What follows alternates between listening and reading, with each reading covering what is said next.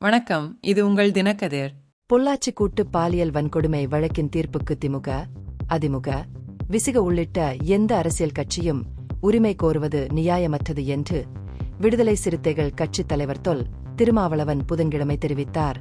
நீதி அமைப்பு அரசியல் செல்வாக்கின் அடிப்படையில் அல்ல, உறுதியான ஆதாரங்களின் அடிப்படையில் செயல்பட்டது என்பதை வலியுறுத்தி கோவை சர்வதேச விமான நிலையத்தில் செய்தியாளர்களிடம் அவர் உரையாற்றினார்.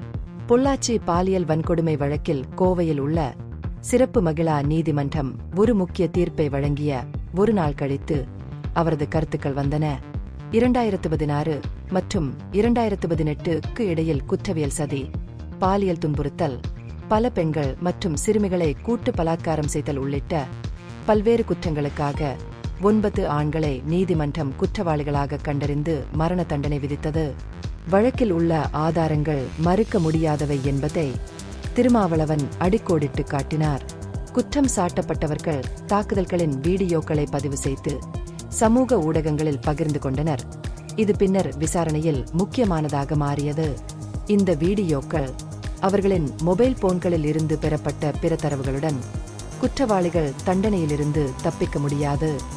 எந்தவொரு குறிப்பிட்ட அரசியல் கட்சியின் முயற்சியின் விளைவாக அல்லாமல் வலுவான மற்றும் மறுக்க முடியாத ஆதாரங்களின் விளைவாகவே சட்டரீதியான விளைவு ஏற்பட்டதாக அவர் மீண்டும் வலியுறுத்தினார்.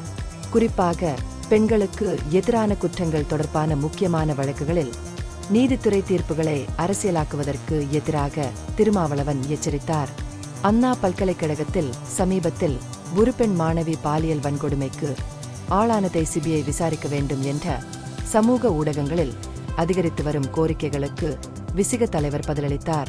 இதுபோன்ற கோரிக்கைகள் இதுபோன்ற முக்கியமான வழக்குகளை கையாள்வதில் நீதி மற்றும் வெளிப்படைத்தன்மைக்கான பொதுமக்களின் விருப்பத்தை பிரதிபலிக்கின்றன என்று அவர் கூறினார்.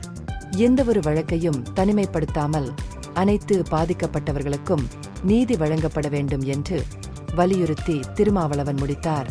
பாதிக்கப்பட்டவர்களின் பின்னணி அல்லது அரசியல் சூழலை பொருட்படுத்தாமல் பெண்களுக்கு எதிரான குற்றங்களை நிவர்த்தி செய்வதில் நிலையான விரிவான நடவடிக்கை எடுக்க வேண்டும் என்று அவர் அழைப்பு விடுத்தார்.